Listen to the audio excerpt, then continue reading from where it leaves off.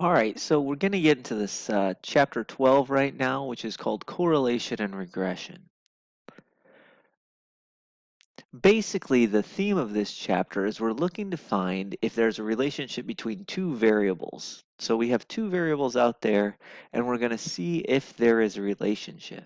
Now, if there is a relationship, we're going to find it. And what I mean by that is we're going to find it mathematically. And then we ask ourselves if there is a relationship, then how can we use it? All right, we're going to use it to predict things. We're going to use it to, hopefully try to use it to predict. So the two words that are going to come up over and over and over that we have to know in this chapter are correlation and regression. Correlation is going to tell us whether the relationship exists between the two variables or not. Regression is going to describe what that relationship is. And again, when I mean a relationship, I mean some sort of a mathematical equation. All right. So regression is going to describe the best mathematical equation that it can that gives me the relationship between two variables. Correlation is going to say, well, are these two variables related or not?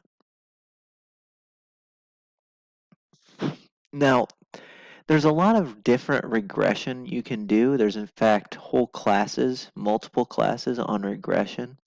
So we're going to keep it fairly simple in this chapter. We're just going to do simple regression. That just means that there's one variable which cause and one variable which is the effect variable. All right, so one variable I think of being as my x, another variable I think is my y. Now, most really good mathematics are done with multiple regression, where you have lots of different causational variables. You look at them all at the same time, and then you go ahead and determine what you're looking at from there. So again, in this chapter, we're going to look at simple regression. In fact, we're going to look at simple linear regression in this chapter. So we're going to look at simple regression. One variable is the cause, one variable is the one that gets effect. All right. This is sort of like the independent and the dependent variables we talked about way back in chapter 1. So how do we determine if there's a relationship? Well, we are going to look at what's called correlation. Correlation is a numerical marker. It's going to tell us, the correlation coefficient is going to be the numerical marker. It's going to tell us whether a relationship exists or not. Now, again, we're going to use simple linear regression in this chapter. If you want, you can look ahead or look into more statistics where they do complex regression. They do all kinds of different types of regression other than linear. But we're going to use simple linear regression. And with simple linear regression, the correlation coefficient is known as the Pearson correlation coefficient. All right, Pearson is obviously the last name of some person, some mathematician. And it's always going to be symbolized by lowercase r. So r is the Pearson correlation coefficient. It's going to tell us, it's going to be some numerical value that tells us if the variables are linked or not. Now, not only is r going to be the Pearson correlation coefficient going to be a numerical value, but it's always going to be a numerical value between -1 and 1. And when it's close to 1, it means it's a perfect fit. If it's close to -1, it means it's a perfect fit. If it's exactly net 1, it's a perfect fit. If it's exactly -1, it's also a perfect fit. And anywhere in the between, we have sort of worse fits. Okay? So basically, if this symbol R is close to either -1 or +1, then we have a good fit. If it's in the middle here, if it's close to 0, then we know it's a bad fit. All right? All right, so what we have to do is determine, well, how close to 0 are we okay with? How close to 1 are we okay with? So where in here am I going to make my cutoff between a correlation coefficient that tells me that the variables are related? That means that regression line is going to be a really good fit. Or those two variables are unrelated, so my regression line is a bad fit. Okay? Now, we're going to do this differently in this class than in much of what you look at in other courses. So the real answer is it kind of depends on what subject matter you're getting into. Social sciences many times have a really low let me put it this way. They have really a low bar for determining correlation coefficients. A lot of times it's like zero point 0.3. Um, the harder sciences, maybe they'll be really high, maybe they'll be up to zero point 0.9, who knows? It really depends on the pattern you're looking for, whether you know it's a strong pattern or not, those types of things. So we can't go with, depends in this class. So in this class, we're going to say that the cutoff between a good fit and a bad fit is 0.75. All right, so 0.75 is the cutoff between a good fit and a bad fit. Now, 0.75 for this class. Remember, I don't care about other classes or anything like that. You may have to, again, if you go into psychology, they may give you a different value for cutoff between good and bad fit. If you go into physics, they may give you a different cutoff value between good and bad fit. So basically what we were saying there with cutoff as being 0.75, if my R is 0.75 to 1, then I'm going to say it's a good fit. If it's negative 0.75 to negative 1, I'm going to say it's a good fit. If it's negative 0.75 to a positive 0.75, it's going to be a bad fit.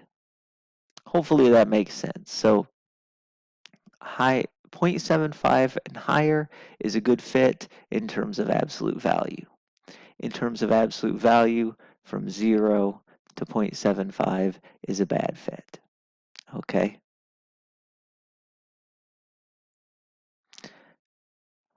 All right. So we're going to get this correlation coefficient, but along with this, basically simultaneously, we're going to get a regression line.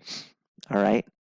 Now, computers are going to create the best relationship that it can come up with. Okay?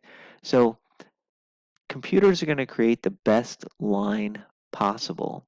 And then it's going to say, well, is this line matching the raw data? And that's where the correlation coefficient comes into play. It's saying, does the best line possible match the data well? Because we're doing simple linear regression, we're going to use what's called the least squares regression line.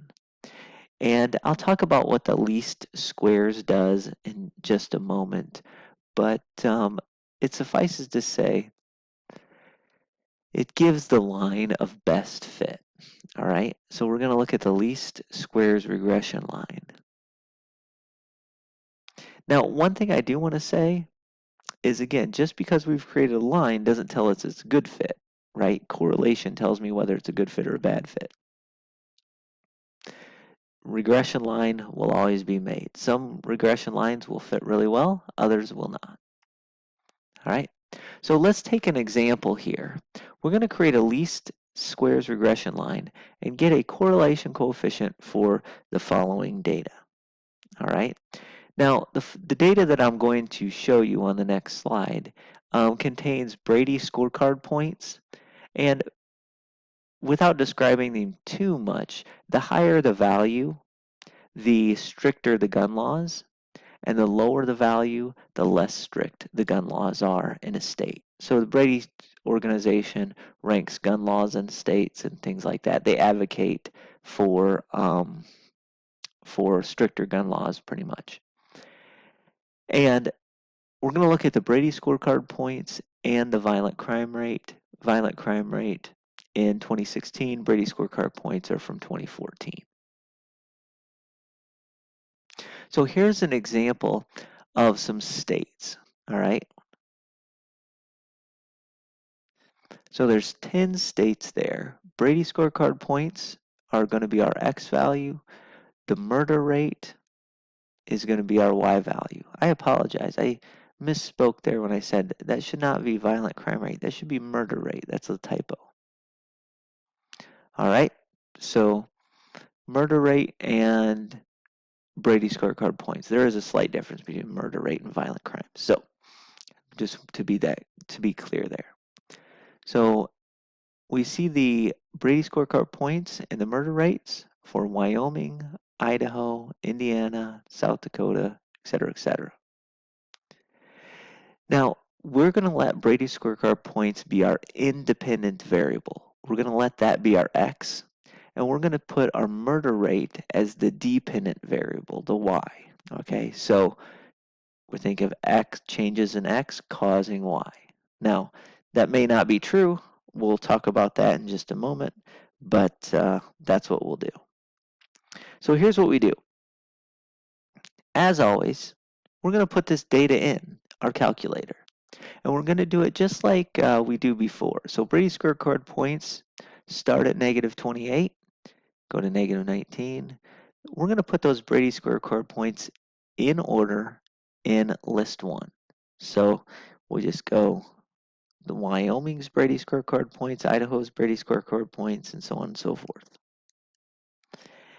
Now, as you're doing this, again, push pause if you need more time than what I've provided, but as you're doing this, you should have 10 entries in list 1, and then we're going to match these things up to the murder rates in list 2. So in list 1, we use Brady scorecard points, put them all in. In list 2, put your murder rate in. Again, we're talking about in stat edit into the calculator, right? Stat edit into list 1, Brady scorecard points into list 2, the murder rate. Now, once you have that in, make sure that they match up. And what I mean by that is we want to make sure that if the first entry in list 1 is -28, then the first entry in list 2 is 3.4, because these are in some sense an ordered pair of XY. Okay, these are a pair, they go together. Idaho's Brady scorecard points and murder rate goes together. They're a pair. Okay. Now, just your calculator should look like this. All right. Once you've done that, go ahead and go stat, calculate, and then linear regression is number 4 there. All right. I'm going to hold that up. So, excuse me. I'll show you that real quick. Stats number 4 right there. Okay. Now, there's a couple of different operating systems, just like the one variable stats. If you have the math type, or to me, if you have the stats wizards on, you'll see an X list, a Y list, a frequency list, stored regression equation, all that kind of good stuff. Basically, this is the screen you're going to want to have if you have that equation, or excuse me, if you have that operating system. So you want your X list to be L1, your Y list to be L2, your frequency list to be blank, and your stored regression equation to be blank. Now, Others of you will not have the stats wizards. And so if you have stats wizards off, then what you're going to do when you hit linear regression, it's going to say just linear regression ax plus b. And so what you'll end up doing is you'll be projecting that up, and then you'll put in L1 comma L2. So either way, when you hit enter, it should give you out your equation. Y equals ax plus b. Now, if you've taken Math 104, you know that's kind of the slope-intercept form, although they use a for slope instead of m. And hopefully, your calculator screen. So hopefully your calculator screen, sorry about that, looks like this. All right. Now, I know some of you your calculator screen doesn't look quite like that. I know some of you do not see that R value, the R or the R squared value at the very end. Now, what we were trying to find, remember, is the regression line. We found that everybody has y equals ax plus b with the a and b lined up. Some of you are seeing the correlation coefficient, that R. Some of you are not. So if you are in the group of people who don't see the R on your calculator or the R squared, let me explain where that's at. All right, or what's going on there. Right now, you do not have your diagnostics turned on.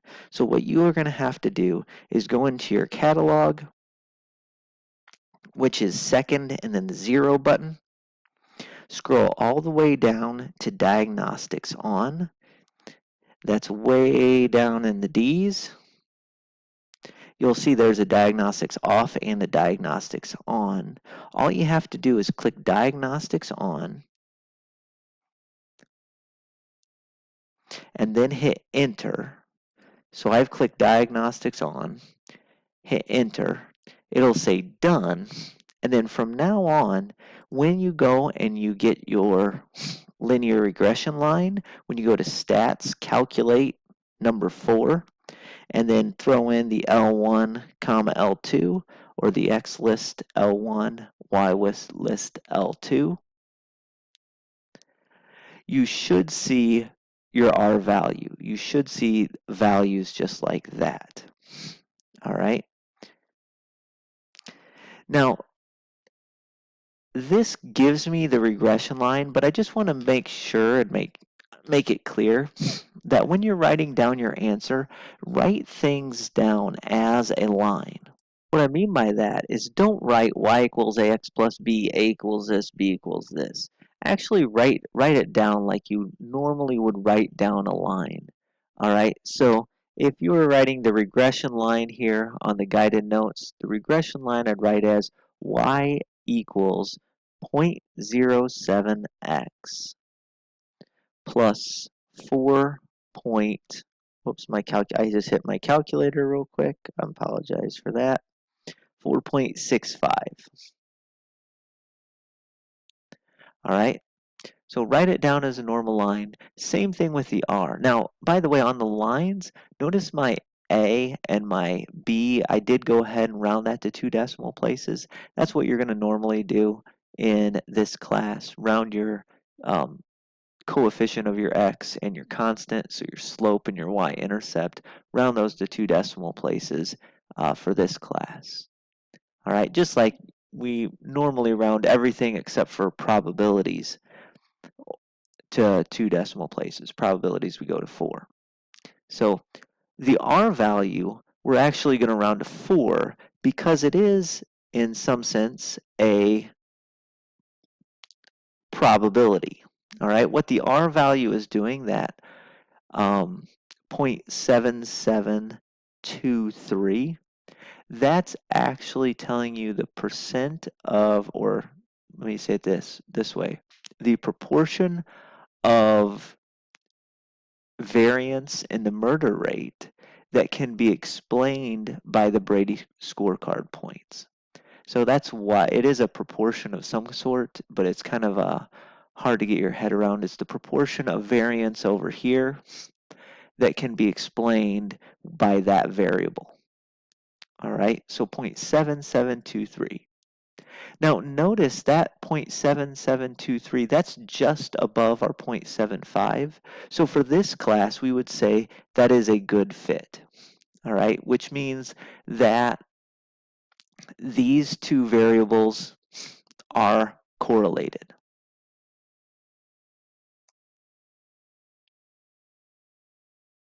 in this example. Okay, so since it's a good fit, what we can do is we can use our regression line to predict some things that may happen. So in other words, this is on the next slide, but I will just fast forward it. We can predict what the murder rate will be if the Brady scorecard points are 3. In other words, if X is 3, could we find out what Y is? And the same thing, if the Brady scorecard points are 30, could we figure out where the line would predict our murder rate to be? So let's take a look at that. This is a pretty straightforward idea. All we're going to do is we're going to say, well, Brady scorecard points were my X value. So if my X value is 3, we just replace the X with the 3, and we go ahead and calculate what that Y value would be. Now I'm punching this into my calculator. I get a 4.86 as my Y value. 4.86. So if the Brady scorecard points were 3, this line would predict that the murder rate, which is my Y, would be about 4.86. All right. Now what's going to happen if we move that X value up to 30? So we just do the exact same thing. We replace the X value that is in this equation with 30. 0.07 times 30 plus 4.65 would be at 6.75. So my Y value would be 6.75. In other words, what this line is saying is as the Brady scorecard points go up, the line predicts us to have a higher higher murder rate. Okay, so as the Brady scorecard points are going up, as gun laws are getting stricter, in this sample, the murder rate is getting higher. Okay, so that's kind of how the machinery works. That's how your calculator works in that. Hopefully you have a good idea of what's going on there. Again, we're going to do some more examples in just a moment. But before we go ahead and do our other examples, I want to focus on a few limitations of what we just did. All right. There's actually a lot of ways that the linear regression can go wrong. I'm going to focus on 3 big ones. There's one that is the difference between causation and correlation. There's one which is called extrapolation, and then there's a third which is called prediction range. All right. So let's focus on the causation versus correlation idea. All right. Now, correlation is telling us if there is a pattern, okay, mathematically. All right. That's not the same as saying that X is the reason that Y is changing. All right. let me explain this to you again. So what we've done in reality is we've taken a bunch of ordered pairs and we look to see if those things are related, okay? If there's any pattern to them. And in our example, we took all of this raw data and each one of these, this negative 28, 3.4, negative 19, 2.9, we made an ordered pair. Now, I'm sure that in 104 or in other courses, you've seen plotting points and all that kind of stuff. So what happened is essentially our calculator plotted all of these points. Okay, you don't have to do this on yours, but it plotted all of these points here. And it says, yeah, it looks like there's some pattern. Like basically, as we're moving over towards the right, it also kind of looks like we're moving up. And so what your calculator did is it created a line that fit that data really well, or at least the best line that it could. All right. So it created the best line that it possibly could to fit that data.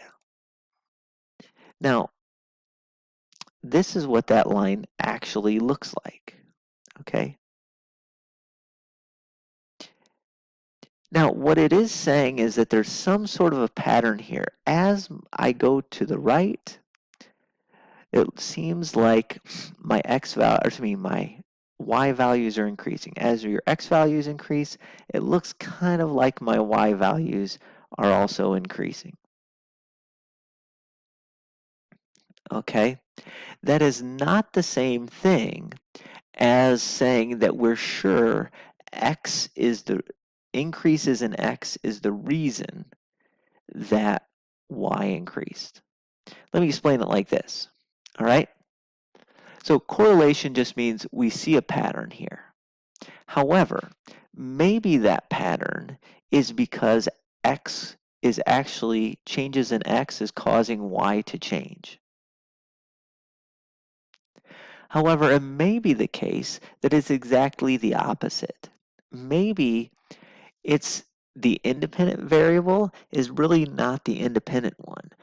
Maybe I got the variable switched. Maybe y is actually causing the x values to change. In other words, think about this example. If I said the amount of rainfall in a given week is correlated to umbrella usage, you wouldn't want to say that an increase in umbrellas is causing it to rain more. It's obviously the opposite way. An increase in rain is causing the umbrellas, not the other way around. So sometimes we can have our x and y backwards, okay? Another thing that may have happened is maybe there's a third variable that I'm not seeing that's actually linking both of these. So maybe the x is increasing and the y is increasing, but these are both caused simultaneously by some third variable. We'll call it z, that we didn't take account for. All right, a very famous study, very, very famously, there's studies you can do every year that will correlate and show that in times, or let me say it this way, when you look at week to week, crime rates and ice cream consumption are actually correlated. All right, crime rates and ice cream consumption are correlated. Now, that doesn't mean eating more ice cream is causing more crime. That doesn't mean more crime is making people eat more ice cream.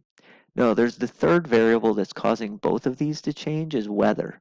It turns out that as weather gets nicer, people eat more ice cream, it also turns out as weather gets nicer, people commit more crimes. All right, people are out and about more and commit more crimes. Another thing that may be happening that's not just X causing Y, maybe X is just one of the variables. Maybe this is really better captured by a multiple regression scenario, but we only used one variable in X, and so maybe I'm just picking out one of many variables that's causing Y to change. And then obviously there's a lot of examples where X and Y seem to be correlated, but it's just sort of a coincidence why they are. We don't know why they are. There's, nothing that anybody can come up with. All right. And again, there's a lot of examples of this as well. I won't go through them right now, but there you go. So correlation is not the same thing as causation. When I say, yes, there's a pattern here, yes, these two variables are correlated, I am not necessarily saying that X causes Y. Now, in order to determine whether X actually does cause Y, we have to use some common sense. Use some common sense and say, yeah, in that scenario, it seems like X should be causing Y. There's a logical reason that X should be causing Y, and that's backed up in the data. Or there's a logical reason why X is not causing Y. We come up with this third variable. We say that Y is the one that's causing X. We show that there's lots of other variables we don't account for. Something like that. So use common sense when determining whether something, which is where we see a correlational pattern, indicates we have some causational idea going on.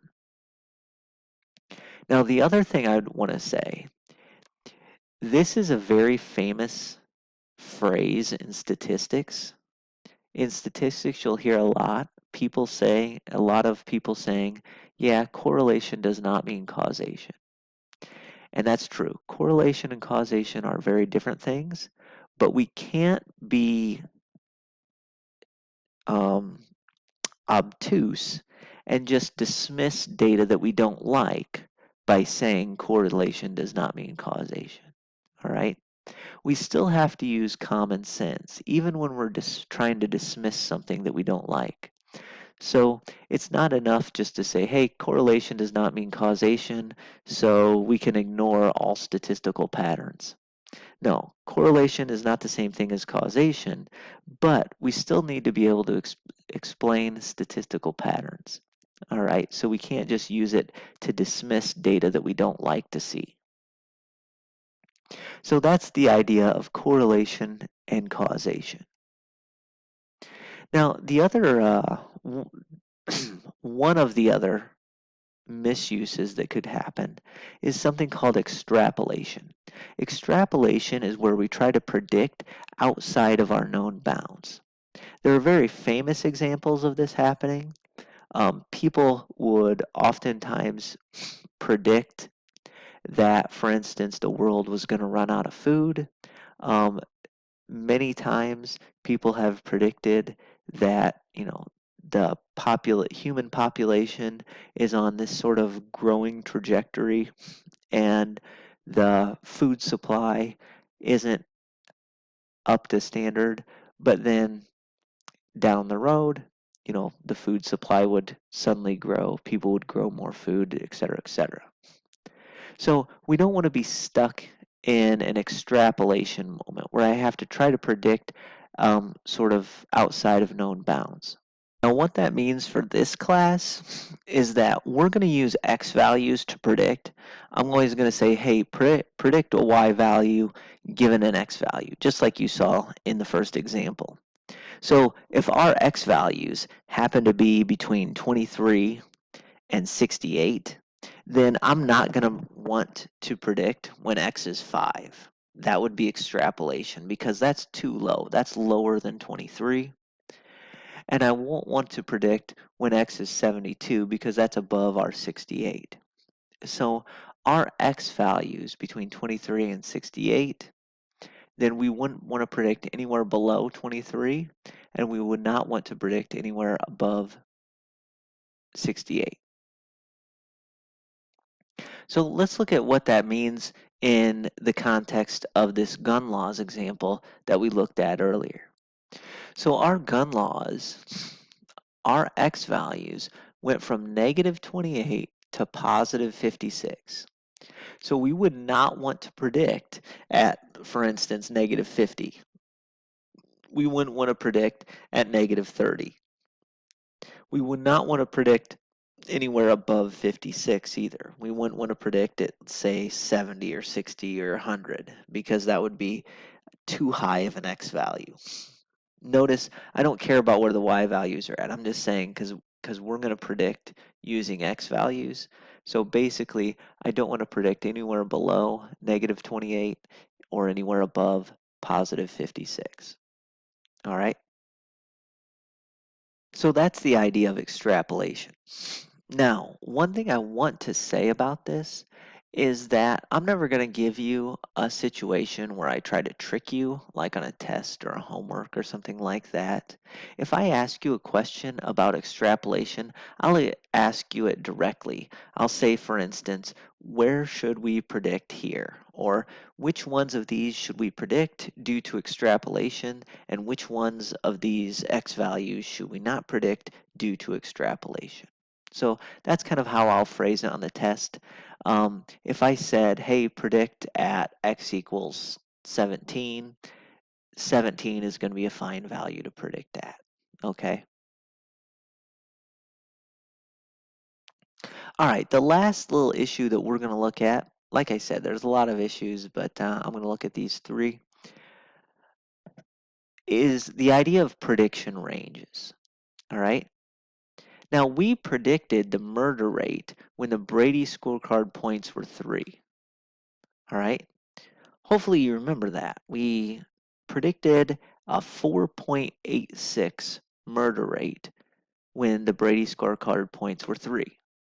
And if you noticed on the example, Michigan actually had a Brady scorecard points of 3. So, interestingly enough, Michigan's murder rate was not where we predicted it at. All right. In fact, Michigan's murder rate was 6.2. So our line predicted a 4.86 murder rate, but when we actually measured that against reality, reality came back as a 6.2. So I just wrote that down in the guided notes here, 4.86 versus 6.2, okay? Note that, again, the prediction is different than the reality. And that's what we have to take into account. That's what I mean by prediction range, is that we have to understand that when our regression line does a prediction, we have a lot of wiggle room there. All right. Again, if you look at the scatter plot along with the least squares regression line that we had before, we'll see that there is a lot of wiggle room in a lot of these. Now, there's a formal way of determining how much wiggle room we have in each of those, okay? There's sort of a confidence interval you can make for each of the predictions that you do. We're not going to formally do that, but you can look in your book to see that. So there's a formal way of determining about how far off we could actually be there. So I'm not going to do that. I do want to say, though, at this point in time, remember I said that we're using the least squares regression line? Basically, that's the line where all of the errors, and what I mean by the errors is the distance from each of our data points to our actual lines. I am off. Apologies. So we have distance from our data point to our actual line. That's the error. Okay. By error, it's meaning where our prediction would be at versus where our actual point is at. Okay. So those errors are actually, when you square things, those are minimized. The squares of the errors are minimized with that line. Okay. So it's doing that least squares regression line, it's minimizing the squares of the errors. Now you might ask, why minimize the squares of the errors and just why can't we just minimize the errors? Well, because some of the errors are positive and some of the errors are negative. So squaring it makes everything into a positive. It makes um, really big things, uh, really big errors matter a lot more too. Okay. So there's this idea that in each prediction that we do, there's likely to be some error with the actual data we get in reality. And we have to be aware that the predictions we're making have a lot of wiggle room in there. There's a confidence intervals for each of the predictions we're making. And again, if you want to learn how to do the formal way of doing that, then you can do that. You can look through the book to do that. All right. Now, I'm actually going to stop right here. We're going to do example 2 in the next video. So continue on with the next video and I'll show you how to do how all of these questions will be asked on the test.